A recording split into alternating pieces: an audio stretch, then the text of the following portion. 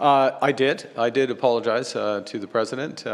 President was offended by the act, or by the ad rather, and it's not something I would have done. Prime Minister Mark Carney referring to this ad, commissioned by Ontario Premier Doug Ford, who released it as a message to Americans against Trump's tariffs. Markets shrink and collapse, businesses and industries shut down. The controversial ad, using Ronald Reagan's 1987 speech denouncing tariffs, led to a freeze in trade talks between Canada and the U.S. after Trump blasted it and cut off communications with Ottawa.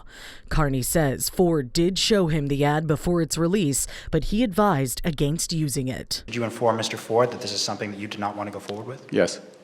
And what came of that? Well, you saw what came of it. The apology came last Wednesday over a dinner in South Korea hosted by the country's president.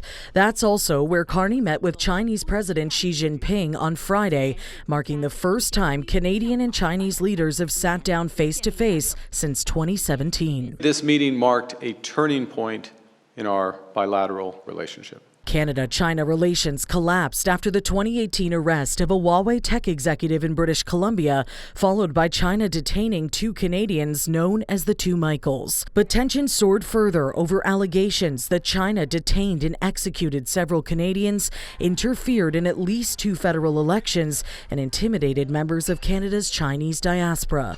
Carney says he raised those issues during his 39-minute-long meeting with Xi, but the pair chose to focus more on moving forward. We all know the United States is changing its trading relationship with Canada, but it's changing all of its trading relationships. Carney's Asia trip was heavily focused on pitching Canada as a reliable trading partner in an effort to reduce reliance on the U.S. It can't happen overnight, but we're moving very fast. Though there were talks of trade with China, no official deal was signed. He did, however, secure a partnership with South Korea on defense and security, marking the first of its kind for Canada in the Indo-Pacific region. Now, opposition leader Pierre Poilievre is criticizing Carney's Asia trip, saying he failed to remove Chinese tariffs off Canadian agriculture and is pointing to new Indian tariffs on peas.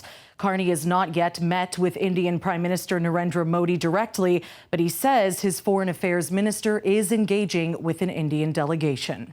For City News, I'm Karling Donoghue.